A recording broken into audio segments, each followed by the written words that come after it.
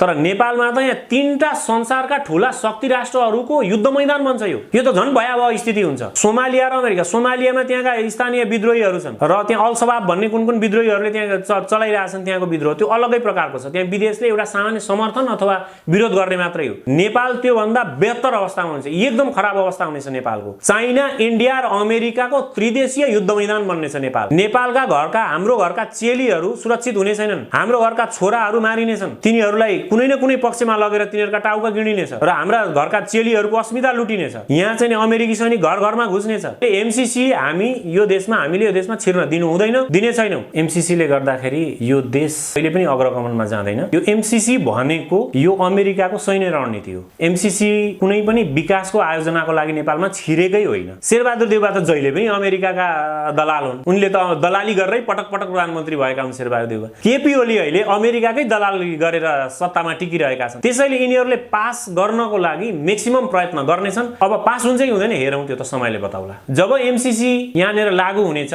MCC लागू भइसकेपछि नेपालको सैनिक र सैनिक नै रहँदैन, यहाँ त अमेरिकी सैनिकहरू छिर्ने हो। त्यसपछि नेपालका सैनिकहरू चाहिँ के हुन्छन् थाहा छ? अहिले नेपालको पुलिस जस्तो त्यो अमेरिकाको सैनिकको पछाडि पछाडि गस्ती गर्दै हिँड्ने, अमेरिकाको सैनिकको सुरक्षा गर्ने त्यो रूपमा रहन्छ नेपाली सैनिक भनेको। पास गर्न प्रयत्न गर्छन् किनकि यिनीहरू सबै अमेरिका, इन्डिया त्यतापट्टिका यिनीहरू चाहिँ दलालहरू यहाँ छिरेका छन् देशमा। यिनीहरूले पास गर्दैनन् भन्न पनि म सक्दिनँ, यिनीहरूले पास गर्लान्, तर नेपाली जनताहरू उठ्नेछन्। एमसीसीलाई कार्यान्वयन गर्न दिने छैनन्, गर्न दिनु हुँदैन। एमसीसी पास भयो भने चाहिँ एमसीसी पास भयो भने जनता सडकमा उत्रिने हो। यहाँका चाहिँ यिनीहरू 275 जना जति सांसदहरू छन्, यिनीहरूले यो देश चाहिँ इन्डियामा मिलाउँ भनेर घोषणा गर्यो भने अब हामी चुप लागेर बस्छौँ त? अहिले त यी त झोलेहरू र केही दलालहरू मात्रै हो नि त एमसीसीको समर्थन गर्ने। नेपाली जनता सडकमा उत्रिनेछन्। एमसीसी कार्यान्वयन कुनै हालतमा हुँदैन, यो विश्वास गर्नु होला। चाइनाले नेपालमाथि चासो बढाइरहेको छ, ऊ पनि उसको पनि एउटा अर्को रणनीति छ BRI भन्ने, उसले पनि आफ्ना रणनीतिहरू नेपालमा घुसाउँछ र यो देश चाहिँ एउटा संसारको सबैभन्दा द्वन्द्वले ग्रस्त भएको देश हुनेछ। चाइनाले आफ्नो हिसाबले घुसाउँछ, हेर्ने कुरा छोडिदिनुहोस्। यहाँ चाइनाकै ठुलो हेरेर बसिरहन्छ, बस्दैन नि त। एमसीसी आयो भने चीन त्यतिकै चुप लागेर बस्दैन, उसले आफ्ना रणनीतिहरू गाउँ गाउँसम्म अहिले चिनिया अध्ययन केन्द्रहरू खुल्या छन् नि।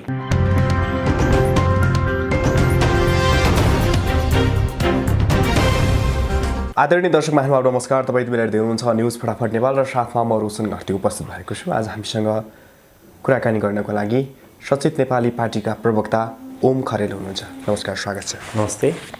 अहिले देशमा चलिरहेको खास गरी एमसीसी विषयलाई चाहिँ यहाँहरूले कसरी हेर्नु भएको छ? एमसीसी देशको लागि घातक छ भन्ने हाम्रो सचेत नेपाली पार्टीको बुझाइ हो। एमसीसीले गर्दाखेरि यो देश कहिले पनि अग्रगमनमा जाँदैन। यहाँ धेरै नराम्रा कामहरू मात्रै हुन्छन्। एमसीसी आइसकेपछि यो देशमा धेरै खराबीहरू हुन्छन् र हाम्रो देशको सार्वभौम सत्ता नै खतरामा पर्न सक्ने सम्भावना रहेको कुरा सचेत नेपाली पार्टीको बुझाइ हो। साथै मेरो व्यक्तिगत बुझाइ पनि त्यही नै हो। अब नेपालमा एमसीसी जसरी पनि पास गर्नुपर्छ भनेर यो देशका सम्माननीय प्रधानमन्त्री केपी शर्मा स्वयं आफै र शेरबहादुर देउवा, नेपाली काङ्ग्रेस सिङ्गो पार्टी थुप्रै लागिरहेछन् र एक 5 स्टार होटेलमा यसको कार्यालय समेत खोलिएको छ र थुप्रै कर्मचारी समेत नियुक्त गरिसकेका छन्। यो अवस्थामा एमसीसी पास नगर्ने हुन्छ र अब एमसीसी पास गर्नलाई उहाँहरूले धेरै जोडतोडका साथ उहाँहरू लाग्नुहुन्छ। यही एमसीसीकै कारणले अहिले सरकार ढल्न नसकेको र नयाँ सरकार बन्न नसकेको एउटै कारण एमसीसी हो नेपालमा अहिले। त्यसैले एमसीसी पास गर्न उहाँहरू लाग्नुहुन्छ किनकि यो एमसीसी भनेको यो अमेरिकाको सैन्य रणनीति हो। एमसीसी कुनै पनि विकासको आयोजनाको लागि नेपालमा छिरेकै होइन। हामीले बुझ्दाखेरि 55 अरब कति 50 करोड अमेरिकी डलर भनेर हामीले सुनिरहेछौँ, तर यथार्थ र साँच्चै भन्ने हो भने एमसीसी भनेको इन्डो प्यासिफिक रणनीति, अमेरिकाको चाइनालाई घेर्ने इन्डो प्यासिफिक रणनीति छ। त्यो इन्डो प्यासिफिक रणनीतिमा अहिले अमेरिकाको एलाईको रूपमा इन्डिया छ यो साउथ एसियन रिजनमा, र चाइनाका वरिपरिका छिमेकी राष्ट्रहरूलाई घेराबन्दी गर्ने र चाइनालाई चाहिँ घेराबन्दीको अवस्थामा लगेर उसलाई अहिले अमेरिकाको बराबरी गर्न नदिने अमेरिकाको चाल हो। साथै अमेरिकाले के गर्न खोजिरहेछ भने अहिले संसार चाहिँ दुईटा ब्लकमा डिभाइड नहोस्। जसरी दोस्रो विश्वयुद्ध पछाडि संसार दुईटा ब्लकमा डिभाइड भएको थियो। एउटा अमेरिका थियो, क्यापिटलिस्टको लिडरसिप गरिरहेको थियो भने रसियाले कम्युनिजमको लिडरसिप गरिरहेको थियो। क्यापिटलिस्ट र कम्युनिस्टको त्यति बेला चाहिँ संसार दुई ब्लकमा गएको थियो भने अहिले पनि अमेरिका र चाइना होला कि भनेर अमेरिकालाई त्यो चिन्ता भएकोले अमेरिका बराबर चाइनालाई आउन नदिनको लागि उसले इन्डो प्यासिफिक रणनीति यहाँ लागू गर्दैछ र त्यसै अन्तर्गत एमसिसी आएको हो नेपालमा। यसको प्रमाणहरू सहित म भन्न सक्छु। यहाँहरूले चाहिँ नि हेर्न सक्नुहुन्छ कि योभन्दा अगाडिका अमेरिकाका राष्ट्रपति डोनाल्ड ट्रम्पका त्यति बेलाका चाहिँ माइक पेन्स जो उपराष्ट्रपति थिए रक्षा मन्त्री, उनले माइक पेन्सले चाहिँ त्यो समयमा भनेका छन् कि एमसिसी भनेको इन्डो प्यासिफिक रणनीति अन्तर्गत ल्याइएको परियोजना हो। त्यसैले त्यहाँभित्र कतै न कतै सैन्य हस्तक्षेप घुसेकै छ एमसिसीमा। यो चाहिँ हामी नेपाली तमाम नेपालीहरूले बुझ्नु जरुरी छ। सचेत नेपाली पार्टी यो एमसिसीको कडा रूपमा विरोध गर्दछ, किनभने नेपालमा अमेरिकाको सैनिक छिरेको ठुलो हामी हेरेर बस्न सक्दैनौँ। हामी परापूर्वकाल आदिमकाल दशौं हजार वर्षदेखि मानव सभ्यता सुरु भएको अवस्थादेखि नै नेपाल एउटा स्वतन्त्र राज्य हो, स्वतन्त्र राष्ट्र हो भने अहिले आएर हामी अमेरिका जुन दूरदराजमा भएको देशको केही अरब रुपियाँको लोभमा हामी आफ्नो सार्वभौम सत्तालाई चाहिँ हामी त्यसरी राख्न सक्दैनौँ। सार्वभौम सत्ता हाम्रो खतरामा पार्न हामी चाहँदैनौँ। तर यिनीहरूले गरिरहेछन्, किनकि शेरबहादुर देउवा त जहिले पनि अमेरिकाका दलाल हुन्। उनले त दलाली गरेरै पटक पटक प्रधानमन्त्री भएका हुन् शेरबहादुर देउवा। केपी ओली अहिले अमेरिकाकै दलाली गरेर सत्तामा टिकिरहेका छन्। त्यसैले यिनीहरूले पास गर्नको लागि म्याक्सिमम प्रयत्न गर्नेछन्। अब पास हुन्छ कि हुँदैन हेरौँ, त्यो त समयले बताउला। नेपालले चाहिँ विद्युत उत्पादन गरेर चाहिँ यो देश धनी हुन सक्छ भनेर हामी लामो समयदेखि भनिरहेछौँ र एमसिसी अन्तर्गत चाहिँ त्यही ट्रान्समिटर लाइनमा चाहिँ लगानी गर्ने हो। त्यो चाहिँ यहाँदेखि जनकपुर हुँदै गोरखपुरसम्म पुग्ने हो। त्यसले गर्दा त यो एमसिसीको विरोध गर्नेहरू त देश विकासको गतिमा अगाडि बढिरहेको विकास विरोधी भनेर प्रधानमन्त्री केपी शर्माले भनिरहनु भएको छ। त्यो त भनिएको हो। ट्रान्समिसन लाइन गर्ने भनेर उहाँहरूले भन्नुभएको हो, त्यो एग्रिमेन्टमा पनि त्यो कुरा उल्लेख गरिएको छ। तर त्यो ट्रान्समिसन लाइन कहिले बन्छ, कति वर्षमा बन्छ, त्यो बन्ने नेपालका कस्ता कस्ता आयोजनाहरू यहाँ 10औं वर्षमा पुरा भएका छैनन् भने त्यो ट्रान्समिसन लाइन बन्छ भन्ने के ग्यारेन्टी? त्यही ट्रान्समिसन लाइन बनाउनको लागि अमेरिकाको एमसिसी नै किन चाहियो? छुट्टै गर्ने नि। अमेरिका छुट्टै एग्रिमेन्ट गर्दा के हुन्छ त? ल ट्रान्समिसन लाइन बनाउनु छ, सडक बनाउनु छ, धेरै चिज बनाउनु छ नेपालमा, किन एमसिसी भन्ने चाहियो? किन संसदबाट अनुमोदन गराउनु पर्यो? त्यसको लागि त छुट्टै एग्रिमेन्ट अमेरिकन गभर्नमेन्ट र नेपाल गभर्नमेन्टको बिचमा अलग्गै एग्रिमेन्ट गराए भइहाल्यो त। यो संसदबाटै पारित गराउनु पर्ने त्यो किन जरुरी छ? तपाईलाई म यहाँ एमसिसीको एक दुईवटा कुराहरू पनि यहाँ मैले स्टडी गरिरहेको छु। म तपाईलाई एक दुईवटा कुरा एमसिसीको बारेमा पनि यहाँ बताउँछु। यहाँ के लेखिएको छ भने आर्टिकल नम्बर 7 मा के लेखिएको छ भने article number 7 of MCC agreement clearly states that Nepal laws shall remain ineffective if those laws impair the smooth functioning of the MCC government which were signed with the US। त्यो भनेको यो MCC लागू भएपछि, एमसिसी परियोजना जब संसदले pass हुन्छ र लागू हुन्छ तब त्यति बेला एमसिसीसँग बाजिने कुनै पनि नेपालका कानुनहरू चाहिँ इनइफेक्टिभ हुन्छन्, तिनीहरू चाहिँ प्रभावकारी ढङ्गमा काम गर्न नसक्ने भनेर स्पष्ट आर्टिकल नम्बर 7 मा लेखिएको छ। Article number 3 of MCC agreement states that solely US will be the owner of intellectual property। intellectual property को अनर चाहिँ नि solely US will be the owner भनेको छ, अमेरिका नै अनर हुने भनेको छ। त्यो इन्टेलेक्चुअल प्रोपर्टी हुन सक्छ एमसिसीसँग रिलेटेड इन्टेलेक्चुअल प्रोपर्टी होला, त्यसलाई हामीले धेरै अरू कुरामा नलैजाउँ। तर किन हाम्रो देशमा विकासको परियोजना बन्दैछ, त्यहाँ लेखेका इन्टेलेक्चुअल प्रोपर्टी भनेका त्यहाँका विभिन्न एग्रिमेन्टहरू, त्यहाँ बनाइने डकुमेन्टहरूको अनरसिप किन अमेरिकालाई दिने? जरुरी छैन। उसले त स्वार्थविहीनताको तरिकाले नेपाललाई सहयोग गर्ने हो भने किन यस्ता प्रकारका आर्टिकल्सहरू राखिरहेको छ? त्यो मात्रै होइन, यसैको अर्को ठाउँमा के लेखिएको छ भने यहाँनिर इन्डियालाई घुसाइएको छ। त्यसैले एमसिसीमा एकदमै इन्डियाको धेरै ठुलो हात छ भन्ने कुरा हामी भन्न सक्छौँ। जस्तै यहाँ चाहिँ यो परियोजनालाई स्मुथली रनिङ गर्नको लागि भारतको सहमति हुनुपर्ने भनेर लेखिएको छ। भारतको सहमति किन चाहियो? कि त त्रिदेशीय हुनु पर्यो एमसिसी भनेको, नेपाल, इन्डिया र युएसए को एग्रिमेन्ट हो भन्ने हुनु पर्यो, त्रिदेशीय एग्रिमेन्ट हुनु पर्यो। अथवा दुई देशीय हो भने नेपाल र अमेरिकाको एग्रिमेन्ट हुन्छ। भारत यहाँ किन घुसाइरहेछ? यो सम्झौतामा भारत किन घुसाइरहेछ? यो जरुरी नै छैन। त्यसैले अहिले इन्डिया भनेको अमेरिकाको पिछल्लगु, अमेरिकाको प्यादा हो। यो साउथ एसियामा अमेरिकाले हेर्न राखेको चौकीदार हो इन्डिया भनेको।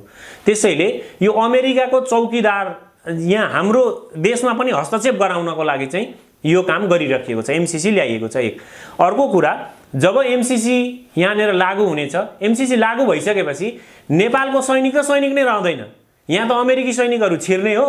त्यसपछि नेपालका सैनिकहरू चाहिँ के हुन्छन् थाहा छ? अहिले नेपालको पुलिस जस्तो त्यो अमेरिकाको सैनिकको पछाडि पछाडि गस्ती गर्दै हिँड्ने, अमेरिकाको सैनिकको सुरक्षा गर्ने त्यो रूपमा रहन्छ नेपाली सैनिक भनेको। र त्यो भइसकेपछि तमाम जनमानसमा पनि एक किसिमको असन्तुष्टि आउँदै जान्छ, बिस्तारै बिस्तारै देश गृहयुद्धमा जान्छ। त्यसपछि अमेरिकाले नेपाली सेनाको विरुद्धमा पनि, अब किनकि नेपाली सेना त अमेरिकाको प्यादा बन्दै जान्छ त्यो एमसीसी घुसाइसकेपछि, त्यही सेनाको विरुद्धमा नेपाली जनता नै उठ्छन्। अब इन्डियाले त्यही बेला नेपाली सेनालाई डिजल्भ गर्ने प्रस्ताव ल्याउँछ र यहाँको सरकारले त्यो डिजल्भ गर्छ। यो धेरै ठुलो ग्रान्ड डिजाइन अन्तर्गत ल्याइएको छ। यो अमेरिकाले चाइना घेर्ने रणनीति, अमेरिकाको स्वार्थ त्यो चाइना घेर्ने रणनीति अन्तर्गत नेपालमा एमसीसी ल्याउँदैछ भने इन्डियाको इच्छा भनेको नेपालको सैनिकलाई डिजल्भ गर्ने। उसले पहिला पनि जब वीरेन्द्रले शान्ति क्षेत्रको प्रस्ताव गरेका थिए त्यति बेला नेपाली सैनिक डिजल्भ गर भनेको थियो नेपाली सेनालाई। उसले अमेरिकाले पटक पटक उसले यो कुरा भनिरहेछ। त्यसैले यो इन्डियाको उद्देश्य भनेको नेपाली सेना डिजल्भ गर्ने। सेना भनेको 1 लाख सेना, जोसँग केही अत्याधुनिक हतियार यहाँ अहिले हुने भने त 1 लाख सेना भनेको ठुलो सेना हो। अहिले 3 करोड जनसङ्ख्या भनेको अहिले हामी संसारको 43औं ठुलो देश हौँ जनसङ्ख्याको आधारमा। यो ठुलो देश हो। हामीले नेपाल सानो छ, यत्रो छ, फुच्चे छ भन्न मिल्दैन। ठुलो देश हो नेपाल भनेको जनसङ्ख्याको आधारमा पनि। त्यसै कारणले इन्डियाको त्यो स्वार्थ, अमेरिकाको त्यो स्वार्थ, यी दुईटैको स्वार्थ नेपाल बर्बाद गर्ने स्वार्थ। त्यसैले एमसीसी यहाँ ल्याइएको हो। यसलाई हामीले कडा रूपमा सशक्त ढङ्गले सचेत नेपाली पार्टी यसको विरोध गर्छ र हामी तमाम नेपाली जनताहरूले एमसीसीको विरोध गर्नैपर्छ। तर हामीले नै भोट दिएर पठाएका ती नेताहरूले त संसदबाट पास हुनुपर्छ, यो त धेरै विकास निर्माणको लागि, यो नेपाल जस्तो गरिब मुलुकको लागि धेरै फाइदा छ भनेर भनिरहनु भएको छ। पूर्व अर्थमन्त्री युवराज खतिवडाले पनि यसको विषयमा राम्रो पक्षको विषयमा बोल्नु भएको थियो, वकालत गर्नुभएको थियो। उहाँहरू भनेको कस्तो हो भने, जो तपाईँले भन्नुभयो जितेर गएका मान्छेहरू, उहाँहरू भनेको उहाँहरूको लिडरको झोले हो क्या। जसले जितेर गए, युवराज खतिवडा केपी ओलीको झोले हो क्या। त्यसैले उसले केपी ओलीले चाहिँ नि एमसीसी पास गर्नुपर्छ भनेर उज्यान छोडेर लागेका छन्। केपी ओलीका झोले भएकाले ती कोही पनि लिडर हो। युवराज खतिवडा के को लिडर हो, के को ब्याकग्राउन्ड छ? युवराज खतिवडा भने को हो? यो देशलाई के गर्यो? जब युवराज खतिवडा अर्थमन्त्री भयो यो देशको अर्थतन्त्र बर्बादीतिर मात्रै लाग्यो भने ती झोलेहरूले भनेको हामीले किन मान्ने? को युवराज खतिवडा? हामीले मान्नुपर्ने मान्छे को? अर्को तपाईँले भन्नुहुन्छ भने यी रामशरण प्रकाशरण महतहरू, यिनीहरू भनेका शेरबहादुर देउवाका झोले, यी झोले त हुन् नि यिनीहरू। यी झोलेहरूले भन्दैमा यिनीहरू एक ठाउँबाट जितेर आए कि पुरै नेपालबाट जितेर आएका हुन्? कुनै एउटा ठाउँका जनताहरूलाई प्रलोभनमा पारेर पैसा बाँडेर दुनियाँथरी गरेर बुथ क्याप्चर गरेर उनीहरूका आफ्ना रणनीति के गरे त्यो गरेर यिनीहरू जितेर आए। जितेर आएका हुनाले यिनीहरूले चाहिँ नि आफ्ना मालिकहरूको, उनीहरू त झोले हुन्, मालिकहरूको चाकरी गर्नको लागि एमसीसीको समर्थन गरे। त्यो भनेको तिनीहरू नेपालका प्रतिनिधित्व होइनन्, तिनीहरूले नेपालको रिप्रेजेन्ट गर्न सक्दैन। हामी तमाम नेपाली जनता जो सार्वभौम सत्ता सम्पन्न नेपाली जनता भनेर हाम्रो देशको संविधानमा नि क्लियरली स्पष्ट रूपमा लेखिएको छ। त्यसैले नेपाली जनताको निर्णय नै सर्वोच्च निर्णय हो, यी झोलेहरूको होइन। तर संसदबाट त पास गर्नुपर्छ एमसीसी भनेर ठिक्क पारेर राखिएको छ। पास गर्ने प्रयत्न गर्छन्, त्यसलाई उनीहरूले म्याक्सिमम प्रयत्न गर्छन्। मैले अघि पनि भने पास गर्न प्रयत्न गर्छन् किनकि यिनीहरू सबै अमेरिका, इन्डिया त्यतापट्टिका यिनीहरू चाहिँ दलालहरू यहाँ छिरेका छन् देशमा। हामी सचेत नेपालीले पटक पटक भनिरहेछौँ कि यो देश चाहिँ नेपाली जनताले चलाएको देशै होइन। केपी ओली भनेको एकजना एकदमै गरिब परिवारबाट आउनुभएको मान्छे हो। उहाँ एकदम सङ्घर्ष गरेर आउनुभएको मान्छे हो र उहाँको चाहिँ नि फ्यामिली ब्याकग्राउन्डदेखि सबै चिज उता पूर्वतिरका मान्छेहरूलाई सबै चिज उहाँको थाहा छ भने त्यस्तो मान्छे 14 वर्ष जेल बसेको मान्छे देशमा राजनीति गरिसकेपछि अब उहाँ के हुनुभयो? सर्वहाराबाट बुर्जुवा भइसक्नुभयो उहाँ। यो देशको नियति नै त्यही हो। कम्युनिस्टहरूको नियति नै त्यही हो। त्यसैले कम्युनिजम भनेको खत्तम हो। पटक पटक म भनिरहेको छु, मैले अगाडिको अन्तर्वार्तामा पनि भनेको छु। किनकि यिनीहरू सर्वहारा भएर यिनीहरू क्रान्ति गर्छन् र जब यिनीहरू देश चलाउने अवस्थामा पुग्छन् नि तब यिनीहरू आफै बुर्जुवा हुन्छन्। प्रोलेटेरिएटबाट यिनीहरू बुर्जुवामा, सामन्तीमा परिणत हुन्छन्। अब केपी ओली सामन्ती भइसके, के को यिनी नेपाली जनताको प्रतिनिधित्व गर्छन्? यिनीहरू सामन्तीमा पुगिसके, त्यो अवस्थामा पुगे मान्छे हुन्। त्यसैले यिनीहरू अमेरिका र इन्डियाका चाहिँ यिनीहरू यहाँका दलालले यो देश चलाइरहेछन्। तिनै दलालका झोलेहरूले एमसीसी पास गर्न खोजिरहेछन्। पास गर्ने प्रयत्न गर्लान् पनि उनीहरूको हिसाबले। तर नेपाली जनता त सडकमा आउँछ नि त। सर्वोच्च शक्ति सम्पन्न यो राष्ट्रको को हो भन्दा नेपाली जनता हो नि त। हामी आउनुपर्छ। हामी बोल्दैछौँ, तमाम मान्छेहरू बोलिरहेछन्। सचेत नेपाली पार्टीले अस्ति हामीले कार्यक्रम पनि गऱ्यौँ, पटक पटक हामी गरिरहेछौँ। हाम्रा तमाम लिडरहरू बोलिरहनु भएको छ, सामाजिक सञ्जालबाट लेखिरहनु भएको छ हाम्रा लिडरहरूले कि एमसीसी घातक छ भनिराख्नु भएको छ। अब अरू तमाम नेपाली जनताहरू उठ्नै छन् यो देशमा यसको विरुद्धमा। त्यसैले यिनीहरूले पास गर्दैनन् भन्न पनि म सक्दिनँ, यिनीहरूले पास गर्लान्, तर नेपाली जनताहरू उठ्नै छन्, एमसीसीलाई कार्यान्वयन गर्न दिने छैनन्, गर्न दिनु हुँदैन। एमसीसी पास भयो भने चाहिँ एमसीसी पास भयो भने जनता सडकमा उत्रिने हो। किनकि जनताले विश्वास गरेर पठाएका प्रतिनिधिहरूले देशलाई घात गर्ने निर्णय गर्छन् भने, सपोज अहिले यहाँका चाहिँ यिनीहरू 275 जना जति सांसदहरू छन्, यिनीहरूले यो देश चाहिँ इन्डियामा मिलाउँ भनेर घोषणा गर्यो भने अब हामी चुप लागेर बस्छौँ त? त्यस्तै हो। त्यो उनीहरूले भन्दैमा त यो देश त अर्को देशमा गएर मिल्दैन नि, नेपाली जनता सडकमा उत्रिन्छन् नि। त्यस्तै गरी यिनीहरूले घातक सम्झौता गरे, एमसीसी नेपालको विरुद्धमा भएको सम्झौता यिनीहरूले गरे र अमेरिकी सेनालाई यहाँ उतार्ने त्यो नीतिक बसका साथ यिनीहरूले आफ्नो काम कारबाही अगाडि बढायो भने 3 करोड नेपाली जनताहरू सडकमा उत्रिनेछन्। तपाईँ सामाजिक सञ्जालमा हेर्नुहोस्, अहिले सच्चा कम्युनिस्टहरू जो छन्, कम्युनिस्ट केपी ओलीकै पक्षका कम्युनिस्टहरू पनि तिनीहरूले एमसीसीको विरोधमा लेखिरहेछन्। अहिले त यी त झोलेहरू र केही दलालहरू मात्रै हो नि त एमसीसीको समर्थन गर्ने। यहाँ त काङ्ग्रेसका पनि सच्चा काङ्ग्रेसहरू, सच्चा कम्युनिस्टहरू एमसीसीको विरोधमै लेखिरहेछन् नि त। केपी ओलीकै मान्छे लेखिरहेछन्, मैले खुद देखिरहेको छु। त्यसैले नेपाली जनता सडकमा उत्रिनेछन्। एमसीसी कार्यान्वयन कुनै हालतमा हुँदैन, यो विश्वास गर्नु होला। नेपालमा एमसीसी कार्यान्वयन कुनै हालतमा गर्न दिए, पास गर्लान्, कार्यान्वयन गर्न दिँदैन। अब के त एमसीसी पास भयो भने चीनले नेपाललाई हेर्ने दृष्टिकोण परिवर्तन होला या उही रहन्छ? होइन, के देख्नुहुन्छ? चीन पनि आफ्नो रणनीति त उसले आफ्नो हिसाबले नेपालमा गरिरहेछ। किनभने चीनले चाहिँ नि नेपाललाई पहिला जसरी अलिक कम प्रायोरिटीको देशमा राखेको थियो, अब यो एमसीसी र इन्डो पेसिफिक परियोजना अन्तर्गत एमसीसी नेपालमा घुसाउन थाल्ने जुन रणनीति बनायो योभन्दा अगाडिको अमेरिकाको सरकारले, त्यति बेलादेखि नै चाइनाले नेपालमाथि चासो बढाइरहेको छ। उसको पनि एउटा अर्को रणनीति छ BRI भन्ने, उसले पनि आफ्ना रणनीतिहरू नेपालमा घुसाउँछ र यो देश चाहिँ एउटा संसारको सबैभन्दा द्वन्द्वले ग्रस्त भएको देश हुनेछ। चाइनाले आफ्नो हिसाबले घुसाउँछ। हेर्ने कुरा छोडिदिनुहोस्, यहाँ चाइनाकै ठुलो हेरेर बसिरहन्छ, बस्दैन नि त। चाइनाले आफ्ना रणनीतिहरू घुसाउँछ, अमेरिकाले आफ्ना रणनीति, इन्डियाले आफ्ना रणनीति, यो द्वन्द्व भूमि बन्नेछ। किनकि यो नेपाल एउटा सामरिक रूपमा एकदम महत्त्वपूर्ण ठाउँमा छ। यो इन्डियाबाट उत्तरपट्टि, सिक्किमको नजिकै, तिब्बतको नजिकै, सिक्किम पनि इन्डियाले खाएको, तिब्बत पनि चाइनाले खाएको, त्यो सामरिक भूमिमा एउटा स्वतन्त्र राज्य नेपाल रहेको छ र यसलाई चाहिँ अब द्वन्द्वग्रस्त क्षेत्र बनाउन यिनीहरूले खोजिरहेछन्। एमसीसी आयो भने चीन त्यतिकै चुप लागेर बस्दैन। उसले आफ्ना रणनीतिहरू गाउँसम्म अहिले चिनिया अध्ययन केन्द्रहरू खुलेका छन् नि, यहाँले ख्याल गर्नुभएको होला। अहिले देशका विभिन्न सहरहरूमा चिनिया अध्ययन केन्द्रहरू खुलिरहेछन्। त्यो मार्फत उसले आफ्ना कुराहरू बुझाउने प्रयत्न गरिरहेछ, आफ्ना नीतिहरूलाई उसले प्रचारित गरिरहेछ। उसले चाहिँ नि विभिन्न फेसबुक पेजहरूका माध्यमबाट, फेसबुकमा पनि उसले विभिन्न अकाउन्टहरू खोलेको छ, त्यहाँ नेपाली भाषामै लेख्छ। उसले नेपाली भाषामा, न त अङ्ग्रेजी न त चाइनिज, नेपाली भाषामा नि उसले स्पष्ट लेखेर आफ्ना नीतिहरू अमेरिका र चाइनासँग कुनै टसल भयो भने पनि उसले नेपाली भाषामा लेखेर नेपाली जनतालाई बुझाइरहेको हुन्छ। यो यस्तो है, हाम्रो टसल बुझिराख्नुहोस् नेपाली जनताहरू भनेर बुझाइरहेको हुन्छ। ऊ आफ्नै रणनीतिमा चाइना चलिरहेछ र अमेरिकाले आफ्नै रणनीतिमा, इन्डिया आफ्नै रणनीतिमा। त्यसैले यो द्वन्द्वग्रस्त क्षेत्र हुन्छ। एमसीसीलाई रिजेक्ट गर्नुपर्छ, नो एमसीसी। सचेत नेपाली भन्छ no MCC, we reject MCC. जस्तो फ्री तिब्बतको कुरा पनि आइरहेछ, एमसीसीले फ्री तिब्बतलाई के असर गर्छ? चाइना घेर्ने हो। फ्री तिब्बत भनेर त्यति सजिलै अब अहिले तिब्बतलाई फ्री गरिहाल्न अमेरिकालाई गाह्रो छ। तर चाइनाको वरिपरि छिमेकी देशहरूलाई घेरिदिएर चाइनालाई चाहिँ अमेरिकाको बराबरको, संसारलाई 2 ध्रुवमा विभाजन नहोस् संसार भनेर अहिले 1 ध्रुव मात्रै र सबैभन्दा सर्वोच्च चाहिँ अमेरिका नै हुन खोजिरहेछ, उसको बराबरी गर्न अर्को देश नआओस् भन्ने रणनीतिका साथ गरेको हो।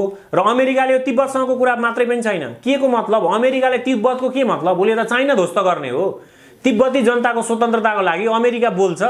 तिब्बतीहरू त बहुत मूर्ख हुन्, जो यता हिँडिरहेछ नि अमेरिकाले हाम्रो लागि बोलिदिन्छ भनेर, शरणार्थीहरू यता इन्डिया नेपालतिर भएका शरणार्थी अमेरिकाले हाम्रो लागि बोलिदिन्छ भन्छ नि तिब्बती, ती त बहुत मूर्ख हुन्।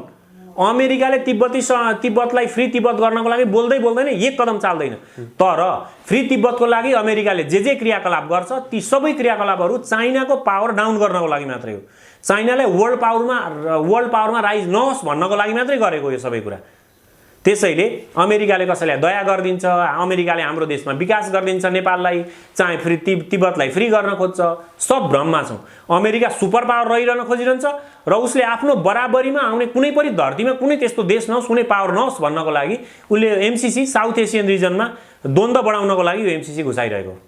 जस्तो भारत पनि एमसीसीसँग जोडिएर आइरहेछ, यसले भारतलाई के फाइदा, किन भारत बोलिरहेछ? भारत र चाइनाको एक किसिमले टसल छ। अर्को कुरा, भारत चाहिँ अमेरिकासँग अलाइ गर्दाखेरि उसलाई फाइदा छ, उसले विभिन्न प्रकारका फाइदाहरू लिन सक्छ, व्यापारिक फाइदाहरू लिन सक्छ, किनकि उसको धेरै ठुलो जनसङ्ख्या छ त्यहाँ, अमेरिकाले त्यहाँ व्यापार गर्न खोजिरहेछ, अमेरिकाबाट भारतले धेरै सहयोगहरू लिन खोजिरहेछ। त्यसको लागि उसको आफ्नै नीतिहरू छन्, उसको आफ्नै कूटनीतिहरू छन्, ताकि उसलाई अमेरिकासँग नजिक हुँदाखेरि उसलाई फाइदा छ। ऊ पहिला रसियासँग नजिक थियो, अहिले ऊ अमेरिकाको पिछा लगेको इन्डिया भनेको। त्यसैले अमेरिकाको पिछा लाग्दाखेरि उसलाई फाइदा छन् र अमेरिकाका रणनीतिहरूलाई, अमेरिकाका नीतिहरूलाई चाहिँ उसले कार्यान्वयन गर्नको लागि भारत चाहिँ यसरी अगाडि आएको। अब के त कसरी नेपाली नागरिकलाई चाहिँ बुझाउने? नेपाली नागरिकहरूले त अझै लामो समयदेखि, त्यतिका लामो समयदेखि एमसीसी यो देशको लागि हितमा छैन, एमसीसीलाई रिजेक्ट गर्नुपर्छ भनेर तपाईँहरू लाग्दै पनि नागरिकहरू त अझै सडकमा आइसकेको अवस्था छैन। नागरिकहरूमा अब धेरै कुरा एमसीसीको विषयमा चाहिँ धेरै कसैले एमसीसीको सपोर्टमा बोल्नेहरू जुन छन् अमेरिकाका दलालहरू, तिनीहरूले आफ्नो हिसाबले बोल्दै गए। अब यतापट्टि जो एमसीसी चाहिँ ठिक छैन भनेर बोल्नु भएको छ, उहाँहरूले पनि स्पष्ट रूपमा बुझाउन सकिराख्नु भएको छैन। एक दोस्रो कुरा, एमसीसीको विरोधमा अर्थात् एमसीसी यस्तो हो, यो ठिक छ कि छैन भनेर कुनै राष्ट्रिय टेलिभिजनले, राष्ट्रिय पत्रिकाले समीक्षात्मक कार्यक्रम चलाएको तपाईँले कहिले आजसम्म सुन्नुभयो? यहाँको कान्तिपुर टिभी, कान्तिपुर पत्रिका, यी हिमालयन, यी जति पनि छन् यहाँका, यी कुनैले पनि कहिले एमसीसी ठिक हो कि होइन भनेर समीक्षात्मक कार्यक्रम चलाएकै छैनन्। नचलाउनु भनेका यिनीहरू पनि दलाली हुन्। यहाँका मिडियाहरू जुन हामी ठुला सञ्चार मिडिया भन्छौँ नि, यी ठुला सञ्चार मिडिया भनेका अमेरिकाका दलाल गर्ने दलाली हुने। त्यसैले यिनीहरूले कहिले पनि एमसीसी राइट हो वा रङ हो भन्ने कुरै चलाउँदैनन्। हामी त युट्युबमा जति पनि हुनुहुन्छ उहाँहरूले चाहिँ टेलिभिजन, युट्युब टेलिभिजन चलाइराख्नु भएको छ, उहाँहरूले एमसीसीको विरोधमा अथवा एमसीसीको समर्थनमा अथवा एमसीसी ठिक छ कि छैन भन्ने विषयमा विभिन्न कार्यक्रमहरू चलाउनु भयो र यति एमसीसी खराब छ भन्ने यो माहौल क्रिएट भयो। तर यो युट्युब त गाउँ गाउँको मान्छेले त हेर्न सक्दैन, पाउँदैन, सबै मान्छेहरूको पहुँचमा त अहिले इन्टरनेट छैन। त्यसैले तपाईँले भने जस्तो त्यो माहौल एमसीसीको विरोधमा माहौल खडा नहुनुमा जनता आफै कन्फ्युजन अवस्थामा, त्यो जो जनता छ जो वास्तवमा सडकमा उत्रिन्छ त्यो जनता आफै कन्फ्युजनमा रहेको अवस्था भएको कारणले गर्दाखेरि त्यो नआएको हो।